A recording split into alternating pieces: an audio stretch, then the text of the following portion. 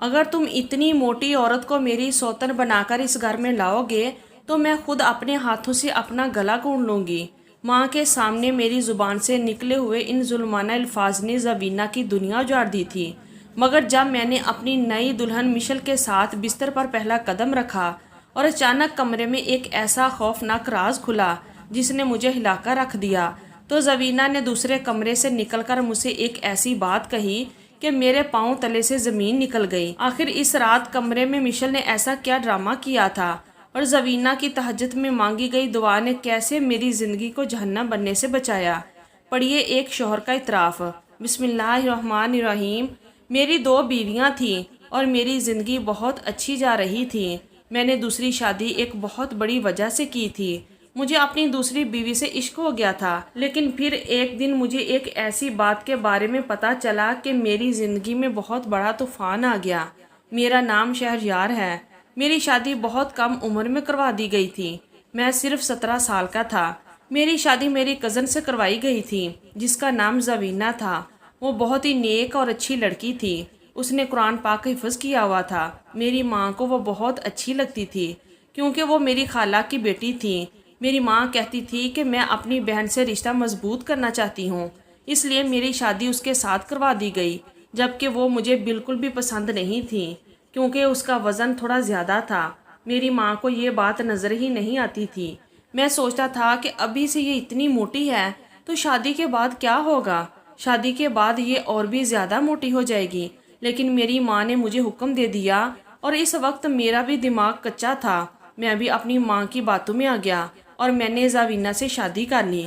زوینہ کے ساتھ میری زندگی اچھی طرح سے گزر رہی تھی۔ جو بات سچ ہے وہ یہ کہ میں کچھ زیادہ اسلامی ٹائپ کا انسان نہیں تھا۔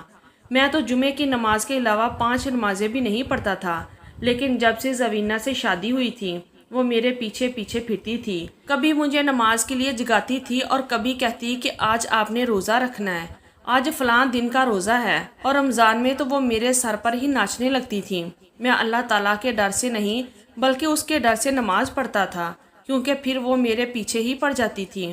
مجھے مختلف باتیں سنانا شروع کر دیتی تھی، حدیثوں کے ترجمے سنانا شروع کر دیتی تھی کہ ایسا ہوتا ہے جو نماز نہیں پڑھتے ان کے ساتھ یہ ہوتا ہے وہ ہوتا ہے۔ میں اس کی باتیں نہیں سننا چاہتا تھا، اس لیے اٹھ کر نماز پڑھ لیتا تھا۔ پہلے میں کوئی بھی کام نہیں کرتا تھا۔ میرے ماں باپ نے پھر بھی میری شادی کروا دی جبکہ میرا کوئی کام نہیں تھا، کیونکہ میرے بابا اچھا کماتے تھے۔ میری ماں کا کہنا تھا کہ جہاں ہم کھاتے ہیں وہاں ہماری بہو بھی کھا لے گی۔ وقت اسی طرح گزرنے لگا۔ اللہ تعالیٰ نے مجھے زوینہ سے کوئی اولاد نہ دی اور میری ماں کو بھی کوئی پرواہ نہیں تھی کیونکہ وہ میری ماں کی طرف کی تھی، اس لیے میری ماں کو کوئی غلطی نظر نہیں آتی تھی۔ کبھی کبھی وہ گھر کے کاموں کے حوالے سے زوینہ کے ساتھ کوئی جھگڑا بھی کر لیتی، اس کو ڈانٹ بھی دیتی تھی، لیکن ویسے کوئی اگر اس کے بارے میں کچھ بھی برا کہتا تو وہ اس سے جھگڑ جاتی اور کہتی کہ میری بہن کی بیٹی کے بارے میں کوئی کچھ نہ کہے۔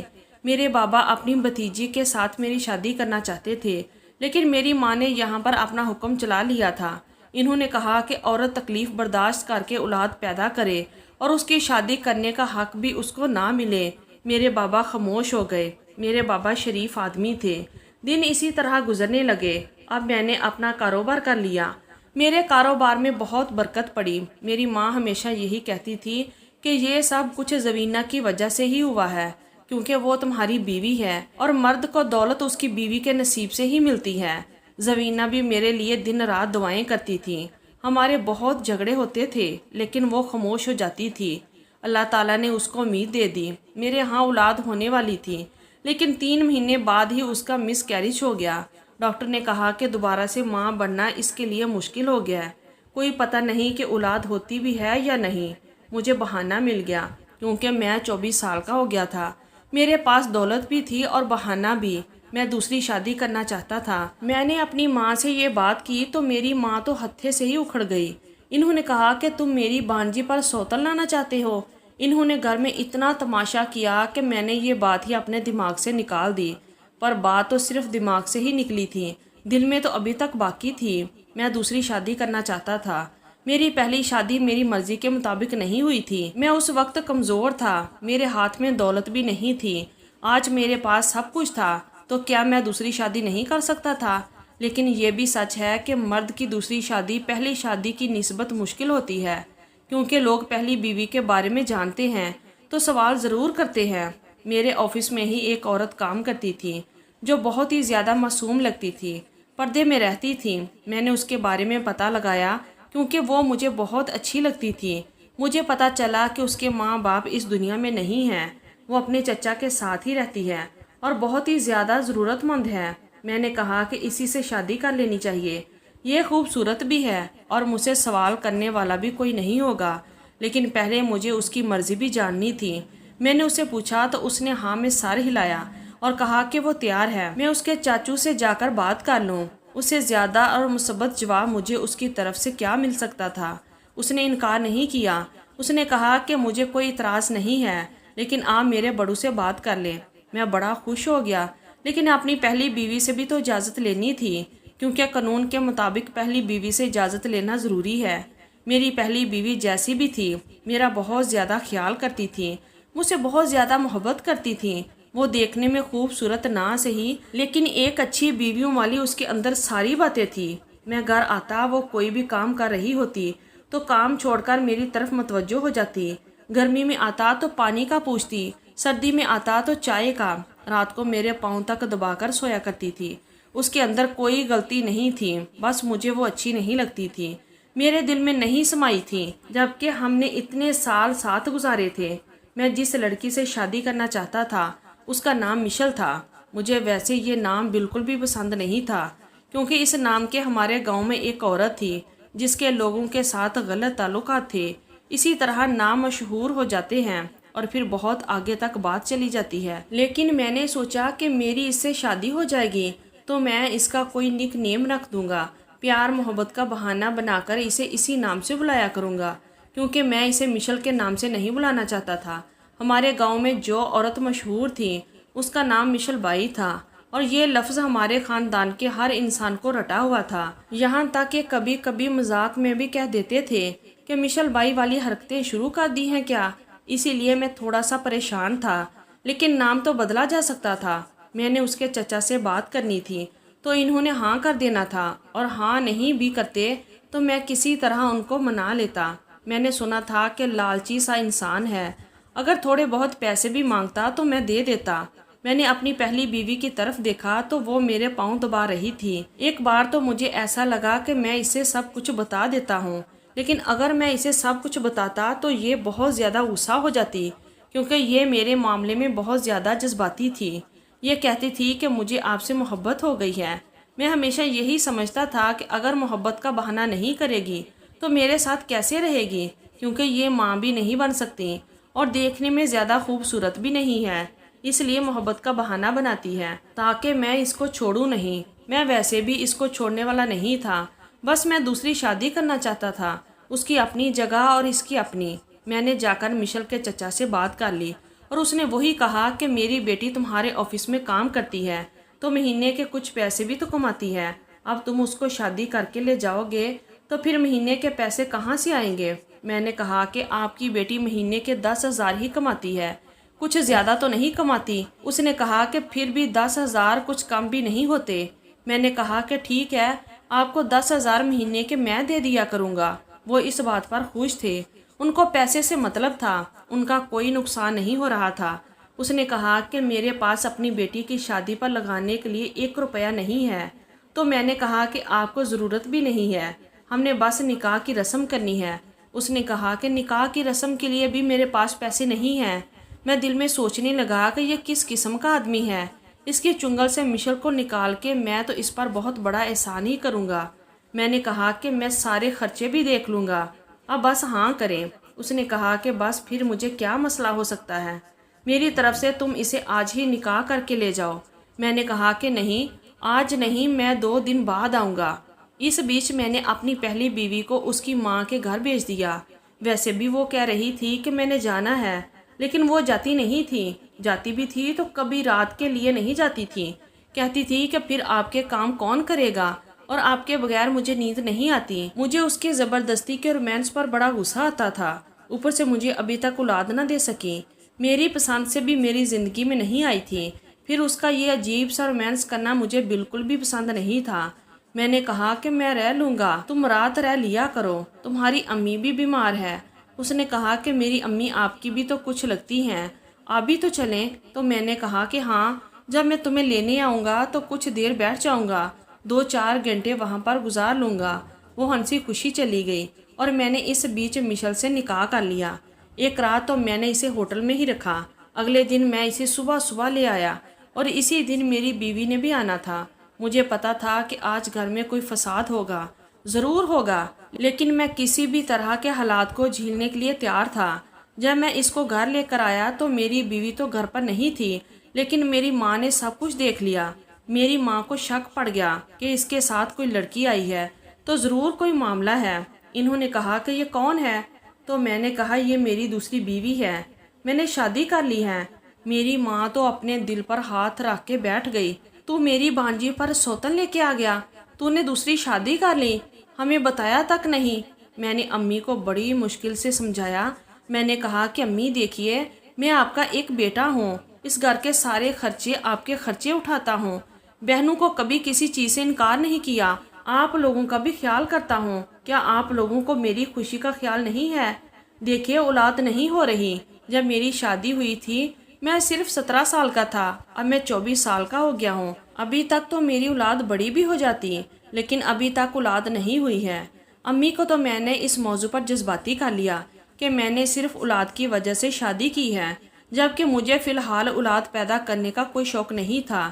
میں اپنی زندگی اسی طرح سے گزارنا چاہتا تھا۔ میں نے سوچا تھا کہ جب تک میں 30-35 سال کا نہیں ہوتا میں بچے پیدا نہیں کروں گا، کیونکہ پھر بچوں کی ذمہ داریاں انسان کو کہیں کا نہیں چھوڑتی، انسان اپنی بیوی کو بھی وقت نہیں دے پاتا۔ میری ماں تو اس بات پر خاموش ہو گئی، لیکن شام کو میری بیوی بھی آ گئی۔ اس نے مجھے فون کیا کہ مجھے آ کے لے جائیں، تو میں نے کہا کہ میں مصروف ہوں، تم اپنے بھائی سے کہو کہ وہ تمہیں چھوڑ جائے۔ اس کا بھائی اسی گھر پر چھوڑ گیا۔ تھوڑی دیر تو اسے پتہ ہی نہیں چلا، لیکن جب وہ اپنے کمرے میں آئی اور وہاں پر اس نے مشل کو دیکھ لیا تو اس کے قدموں تلے سے تو زمین ہی نکل گئی۔ اس کے لیے یہ منظر بے شک بہت برا تھا۔ کسی بھی بیوی کے لیے یہ منظر اچھا کیسے ہو سکتا تھا کہ اس کے شوہر کے کمرے میں اس کے بستر پر کوئی غیر عورت بیٹھی ہے جو کہ دلہن کے روپ میں ہے۔ شاید وہ آدھی بات پہلے ہی سمجھ گئی تھی، باقی کی بات اسے میری ماں نے بتا دی، لیکن کہا کہ دیکھ تو صبر کر، اس نے شادی تو کی ہے لیکن تجھے چھوڑا تو نہیں ہے۔ میری بیوی کوئی طوفان برپا کرنے والی تھی، کیونکہ کہتے ہیں کہ جو جتنی محبت کرتا ہے وہ پھر اتنی نفرت بھی کرتا ہے۔ مجھے لگا تھا کہ وہ چیخے گی، چلائے گی، سب کو اکٹھا کر لے گی، بے ہوش ہو جائے گی، آج کوئی نہ کوئی تماشا ضرور ہوگا۔ میں نے گاڑی کی چابی بھی باہر ہی رکھی تھی اور میں ڈاکٹر کو بلانے کے لیے بھی تیار تھا، کیونکہ مجھے پتا تھا کہ وہ اسی طرح کا کوئی رد عمل دے گی، لیکن اس کی آنکھ سے ایک آنسو نہ نکلا اور وہ چپ چاپ ایک سائڈ پر بیٹھ گئی۔ اس نے میری ماں سے کہا کہ پھر امی، میں دوسرے کمرے میں اپنا سامان لے جاتی ہوں، ظاہر ہے وہ نئی دلہن ہے، اسے اچھا کمرہ ہی چاہیے ہوگا، اور آپ نے مجھے اس گھر کا سب سے اچھا کمرہ دیا تھا۔ میری ماں نے اس کے سر پر ہاتھ رکھا اور کہا کہ شاباش، تو میری بہن کی بیٹی ہے، تیری تربیت اس نے بہت اچھی کی ہے۔ اس پر بھی میری بیوی خاموش ہو گئی، اس نے میری طرف دیکھا بھی نہیں۔ مجھے لگا کہ شاید مجھے دور سے ایسے دیکھے گی کہ جیسے میری جان لے لے گی، لیکن وہ ایسا کچھ نہیں کر رہی تھی۔ وہ اپنا سامان اٹھا کے چپ چاپ دوسرے کمرے میں چلی گئی جو دوسری منزل پر تھا۔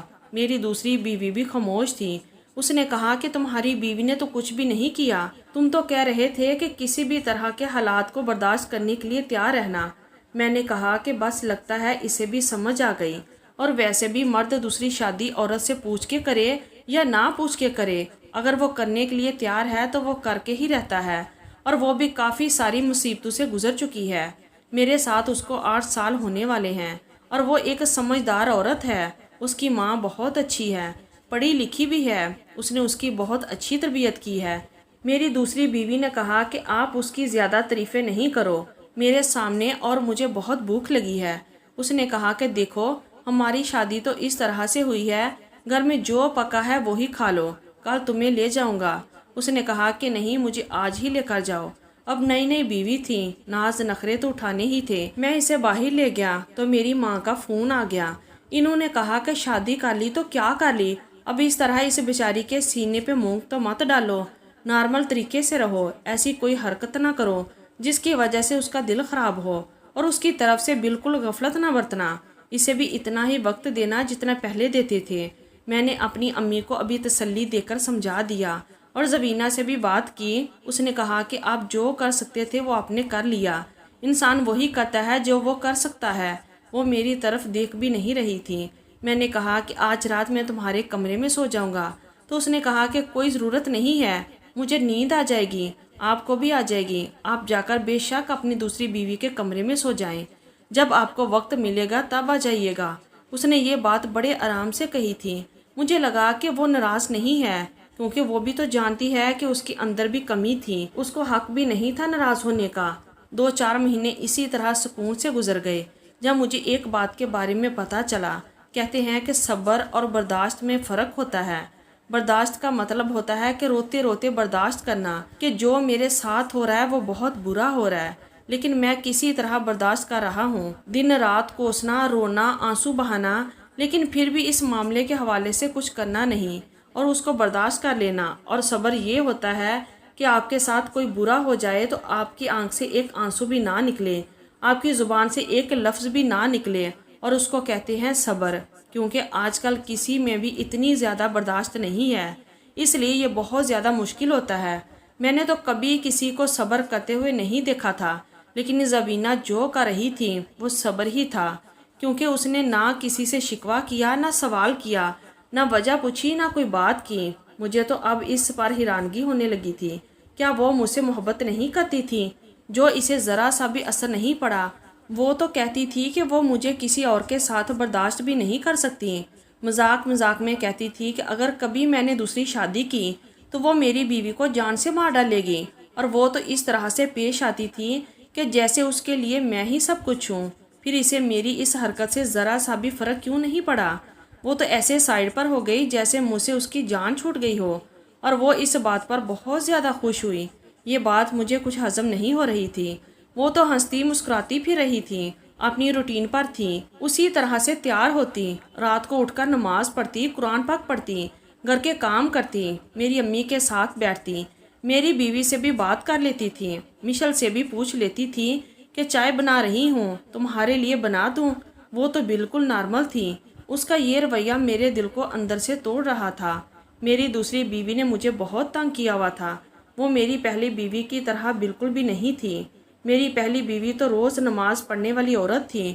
اس نے اگر مجھ سے کسی بات پر ضد کی تو صرف اس بات پر کہ میں نماز پڑھوں، روزے رکھوں، اللہ کی راہ پر چلوں۔ لیکن میری دوسری بیوی مجھے بہت تنگ کر رہی تھی۔ اس کے خرچے ہی ختم نہیں ہو رہے تھے۔ کبھی کہتی تھی میں نے یہ لینا ہے، تو کبھی وہ اگر اسے ایک سوٹ لے کر دیتا تو وہ اس کے ساتھ دیگر لوازمات لینے پر بھی ضد کرتی، جبکہ مجھے یاد بھی نہیں تھا کہ میں نے آخری دفعہ اپنی پہلی بیوی کے لیے کپڑے کب بنائے تھے۔ میں اپنی ماں کو پیسے دے دیتا تھا اور وہی اس کے لیے کپڑے بنا لیتی تھی۔ وہ کبھی کچھ بھی نہیں بولتی تھی۔ 2 ہفتے کے بعد عید آ گئی تو میری پہلی بیوی تو گھر کے کاموں میں لگی تھی، جبکہ چھوٹی بیوی تیار ہو رہی تھی۔ میں نے اسے کہا کہ تم بھی اس گھر کا حصہ ہو، تم بھی کام کرو، تو اس نے کہا کہ ابھی تو میری شادی ہوئی ہے، میں کیوں کام کروں اور آپ مجھے عیدی دیں؟ تو میں نے کہا کہ عیدی؟ بڑی عید پہ تو کوئی عیدی نہیں دیتا، یہ تو گوشت والی عید ہوتی ہے۔ اس نے کہا کہ میری پہلی عید ہے، مجھے عیدی دیں۔ تو میں نے اس کے ہاتھ پہ 500 کا نوٹ رکھ دیا۔ اس نے کہا کہ میں کیا آپ کو چھوٹی بچی لگتی ہوں جو آپ مجھے 500 دے کر ٹرکا رہے ہیں؟ میں نے مذاق میں پوچھا کہ پھر اور کتنے چاہیے؟ تو کہتی کہ مجھے اس طرح کے 10 نوٹ اور چاہیے، یعنی کہ اسے 5000 روپے چاہیے تھے۔ میں نے کہا کہ 5000 روپے؟ تمہارا دماغ تو ٹھیک ہے، میں نے اپنی پہلی بیوی کو کبھی عیدی دی ہی نہیں، صرف ایک دفعہ دی تھی، وہ بھی روزے والی عید تھی، تو 500 روپے ہی دیے تھے۔ میں نے جب یہ بات کہی تو اس کا موڈ خراب ہو گیا۔ اس نے کہا کہ اس کے ساتھ اگر میرا مقابلہ کرنا تھا تو مجھے کیوں لے کر آئے؟ مجھے لے کر آئے ہیں تو اس کا مطلب یہی ہے کہ وہ اچھی نہیں ہے۔ میں مشل کو پیار سے فاطمہ کہتا تھا۔ اس کو یہ بات پسند نہیں تھی، لیکن میں اسے فاطمہ کہہ کر ہی بلاتا تھا۔ وہ ہر وقت اپنی ہی دنیا میں مصروف رہتی تھی، فون پر لگی رہتی تھی۔ ایک دن ایک بزنس پارٹی تھی جس میں مجھے اپنی بیوی کو بھی ساتھ لے کر جانا تھا۔ میں کبھی زبینہ کو ساتھ نہ لے گیا کیونکہ اس کے بڑے ہوئے وزن کی وجہ سے میں ہمیشہ ہی شرمندگی کا شکار رہتا تھا۔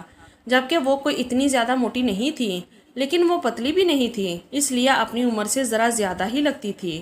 اوپر سے وہ حجاب پہنا کرتی تھی تو ایسا لگتا تھا کہ اپنی عمر سے 10 سال بڑی ہے۔ لیکن اب اس بزنس پارٹی میں اپنی دوسری بیوی کو بڑی شان سے لے جا سکتا تھا۔ لوگوں کو یہ بتانے کی ضرورت نہیں تھی کہ یہ پہلی ہے یا دوسری۔ یہ بہت خوبصورت تھی، دبلی پتلی تھی، اسے بات کرنے کا سلیقہ تھا اور ایسی پارٹیوں میں جانے کا شوق بھی تھا۔ میں نے کہا کہ اب میں بھی اپنی بیوی کو لے جا پاؤں گا، کیونکہ جہاں پر میں کاروبار کرتا تھا اس کا مالک بڑا ہی اچھا آدمی تھا۔ وہ ایسے لوگوں کی بڑی عزت کرتا تھا جو اپنے خاندان سے محبت کرتے تھے، یعنی کہ بیوی بچوں والے لوگوں سے بڑی محبت کرتا تھا۔ مجھے ایک ٹینڈر پاس کروانا تھا جو وہی کر سکتا تھا۔ میں اسے بتانا چاہتا تھا کہ میری بھی فیملی ہے، میں فیملی والا آدمی ہوں، میں بھروسے کے قابل ہوں، میں کوئی چھڑا چھان تو ہوں نہیں۔ اس لیے میں نے سوچ لیا کہ میں مشل کو بھی اپنے ساتھ لے جاؤں گا، پر مجھے اسے اپنے ساتھ لے جانا بھی بڑا مہنگا پڑ گیا۔ اس نے کہا کہ اسے نیا سوٹ چاہیے، جوتے چاہیے، زیور چاہیے، نیا پرس چاہیے۔ خیر میں نے یہ سارا خرچہ کر دیا، کیونکہ اگر وہ یہ سب کچھ پہنتی تو پیاری لگتی اور میری ہی عزت بننی تھی۔ جب میں اسے پارٹی میں لے گیا تو بہت خوش تھا۔ میں نے سر اٹھایا ہوا تھا، لیکن تھوڑی ہی دیر کے بعد وہاں پر کچھ بہت عجیب ہوا۔ مجھے ایسا لگا کہ جیسے پارٹی میں موجود ہر شخص میرے بارے میں ہی بات کر رہا ہے۔ پہلے مجھے لگا کہ میرا وہم ہے، شاید وہ یہ بات کر رہے ہیں کہ اس کی بیوی اتنی خوبصورت ہے، لیکن جب مجھے ان کی باتوں کا موضوع پتہ چلا تو میرے سر پر آسمان گر پڑا، میرے قدموں تلے سے زمین ہی نکل گئی۔ میں نے ایک آدمی سے کہا کہ آپ کیا بات کر رہے ہیں، مجھے بتائیے۔ تو اس نے کہا کہ میں آپ کو کچھ نہیں بتا سکتا ہوں، لیکن اگر یہ آپ کی بیوی ہے تو پھر آپ اس دنیا کے سب سے زیادہ بد نصیب انسان ہیں۔ میں حیران رہ گیا، مجھے غصہ آ گیا اور میں اپنی بیوی کو لے کر گھر آ گیا۔ میں نے اپنی بیوی سے پوچھا کہ تم بتاؤ کہ سب لوگ تمہیں اس طرح سے کیوں بول رہے تھے۔ میری بیوی بھی عجیب سا رویہ اختیار کیے ہوئے تھی، نہ جانے کیا کہہ رہی تھی۔ اس نے کہا کہ یہ نہیں پتا اب لوگ مجھے کیوں دیکھتے ہیں، اس میں میرا کیا قصور ہے، میں شاید بہت زیادہ خوبصورت لگ رہی تھی۔ میں نے کہا کہ لوگ تمہیں خوبصورت ہونے کی وجہ سے نہیں دیکھ رہے تھے، لوگ عجیب عجیب نظروں سے دیکھ رہے تھے۔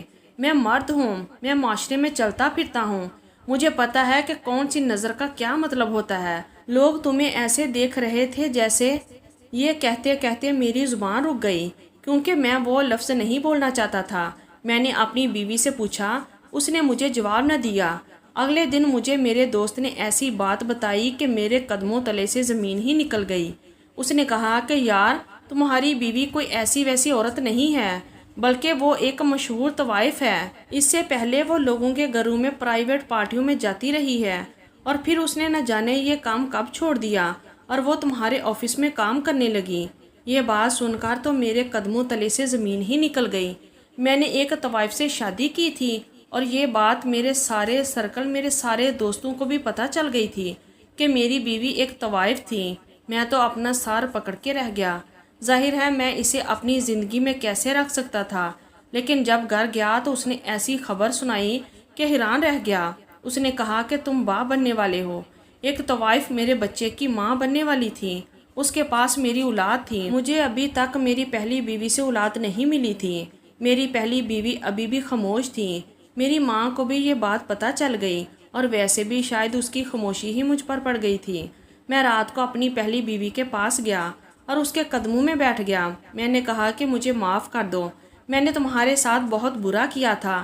اللہ تعالیٰ فرماتا ہے کہ اگر تمہاری بیوی تم سے محبت کرتی ہے، اخلاق میں اچھی ہے، اور اگر وہ تمہیں نہیں بھی پسند تو اس کے ساتھ گزارا کر لو، کیونکہ وہ تم سے محبت تو کرتی ہے، تمہیں اسی سے ضرور کوئی نہ کوئی فیض حاصل ہوگا۔ لیکن میں نے اس کی خوبصورتی کو دیکھا، اسے شادی کر لی، تمہیں اتنا بڑا دکھ دیا، تمہارا صبر مجھ پر پڑ گیا، تمہارے صبر نے مجھے برباد کر دیا۔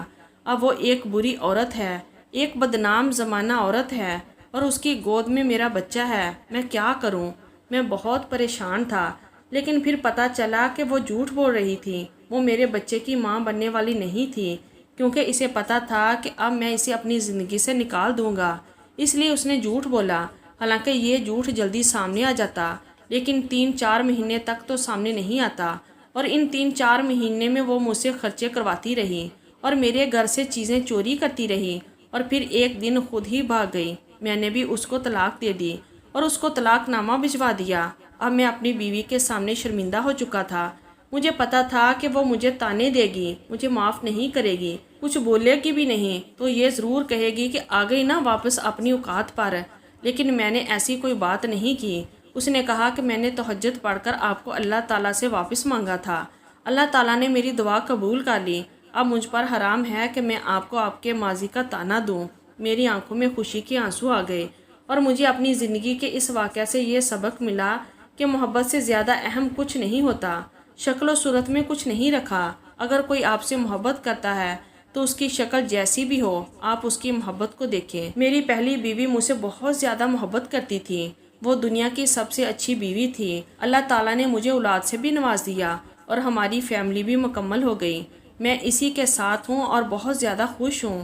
ناظرین، یہ تھی ہماری آج کی ویڈیو۔ امید ہے آپ کو ضرور اچھی لگی ہوگی۔